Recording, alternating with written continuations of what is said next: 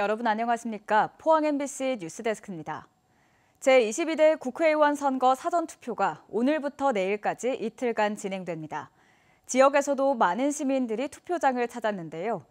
지난 대선 당시 부정선거 의혹에 시달린 선관위는 의혹을 불식하기 위해 보안을 한층 강화했습니다. 박성아 기자입니다.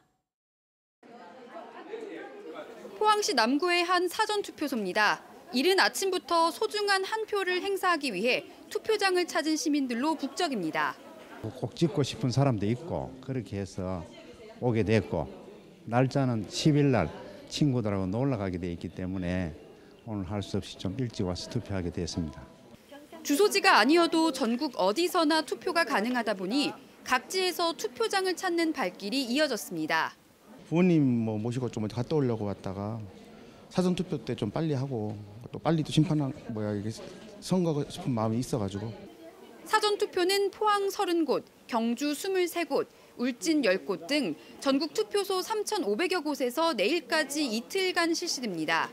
투표 시간은 오전 6시부터 오후 6시까지이며 반드시 주민등록증, 여권, 운전면허증 등 신분증을 지참해야 합니다. 모바일 신분증도 가능하지만 화면 캡처 등 사진 파일은 사용할 수 없으며 반드시 앱을 실행해 확인받아야 합니다. 선관위는 부정선거 의혹을 막기 위해 총력을 다하고 있습니다.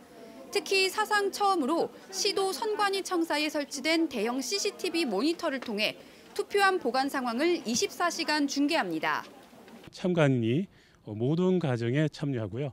그다음에 CCTV와 보안 설비가 설치된 구시군 선거관리위원회의 별도 장소에 사전 투표함을 보관하고 있기 때문에 유권자께서는 안심하시고. 이번 사전 투표율은 지난 21대 국회의원 선거 당시보다 다소 높을 것으로 예측되는 가운데 여야 모두 적극적인 투표 참여를 독려했습니다. MBC 뉴스 박성아입니다. 22대 총선을 5일 앞두고 경주에서는 한수원 도심 이전을 두고 후보 간 공방이 이어지고 있습니다.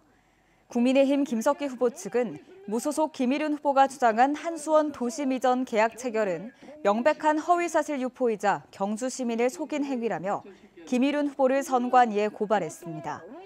이에 대해 무소속 김일훈 후보 측은 경주대와 한수원 본사 간 부동산 매매 가계약서가 있는데도 김석기 후보 측이 선거에서 불리해 억지를 부리고 있다며 법적 대응에 나서겠다고 밝혔습니다.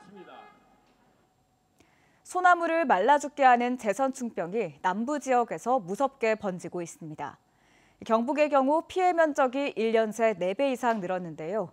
하지만 예산 부족으로 방제 작업은 더디게 진행되고 있어 소나무 숲이 고사 위기에 놓였습니다. 장성훈 기자가 보도합니다. 경북 포항의 한 야산입니다. 봄인데도 푸른 기운은커녕 산 전체가 붉게 변했습니다. 소나무들이 제선충병에 감염된 겁니다. 1년 전 모습과 비교하면 확산세가 무서울 정도입니다.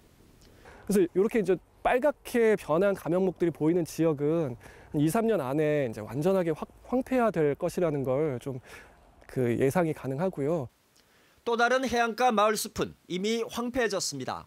제선충에 감염된 소나무들은 앙상하게 몸통만 남아있고 곳곳에는 고사한 소나무들이 쓰러져 있습니다. 인접한 경주도 사정은 비슷합니다. 노천박물관으로 불리는 국립공원 남산지구도 이미 제선충에 뚫렸습니다. 현재 소나무 제선충병은 포항과 경주를 중심으로 하는 동해안 지역과 성주와 고령, 밀양을 잇는 낙동강 주변 지역으로 각각 번지고 있습니다. 지금의 확산 속도를 고려하면 울진 금강송 군락지도 위태로운 상황입니다. 제선충병은 2017년 최대 피해를 기록한 뒤 감소했는데 2년 전부터 다시 증가하고 있습니다. 최대 피해지인 경북의 경우 최근 집계된 고사목이 47만 그루를 넘어 1년 전보다 4배 이상 급증했습니다. 방제 작업이 시작된 현장입니다. 감염 속도가 워낙 빨라 방제 효과를 체감하기 힘든 상황입니다. 산림당국은 포항과 안동 등 6개 시군을 특별 방제구역으로 지정하고 방제 작업을 벌이고 있습니다. 하지만 예산 부족으로 방제 작업이 속도를 내지 못하고 있습니다. 현장에는 추가 감염을 일으키는 고사목이 처리되지 못한 채 방치되고 있습니다. 감염된 지 시간이 좀 꽤 지난 이제 감염목들도 이제 많이 보이고 있습니다. 근데 이제 방제 예산이 더 편성이 되고 특별 방제 구역 이런 게 지정이 되었지만 이 확산세를 따라가고 있지는 못한 것 같습니다. 예. 최근 기후변화의 영향으로 재선충 활동 기간이 늘어났지만 이에 대한 대비책도 부족했습니다. 장기간에 거친 고온 기간이 건조하면서 설수염 하문수로 같은 매개충이 빨리 우화되었고 이로 인해서 활동 범위도 넓어졌고 환경단체들은 소나무가 집단 고사한 지역에 대해서는 빠르게 후계림을 조성하는 등 맞춤형 방제 전략이 필요하다고 입을 모읍니다. 산림당국과 지자체들은 예비비를 추가로 투입해 재선충 확산 저지에 총력을 기울일 방침입니다. MBC 뉴스 장성훈입니다. 녹색연합은 식목일을 맞아 보도자료를 내고 포항과 경주 등 영남 지역 11개 시군의 소나무 재선충병 확산세가 극심해 기존 방식으로는 방제가 불가능한 상황에 이르렀다고 지적했습니다. 지난달 현장 조사 결과 포항 경주 동해안 벨트는 2만 5천 헥타르에 걸쳐 감염목이 확인됐고 안동의 감염 규모도 1만 헥타르 안팎으로 백두대간과 낙동정맥의 핵심 소나무 보호림도 위협할 것이라고 경고했습니다. 녹색연합은 상황이 이런데도 각 당 후보들 공약집에 소나무 재선충병 대책은 거의 없다며 지방정부 차원의 정밀조사와 수동전환 등 생태계 보호 대책 마련을 촉구했습니다. 포스코 청소대행업체인 금원기업이 한동대 외국인 유학생 5명과 한국인 학생 2명에게 장학금 5천만 원을 지원하는 등 10년째 장학금을 기부하고 있습니다. 김진홍 대표는 개발도상국 학생들이 로스쿨 학업을 마치고 세계로 진출해 훌륭한 법조인이 되길 기원한다고 말했습니다. 한동대 국제법률대학원은 국경 없는 변호사 양성을 목표로 외국인 유학생을 초청해 법조인을 양성하고 있습니다.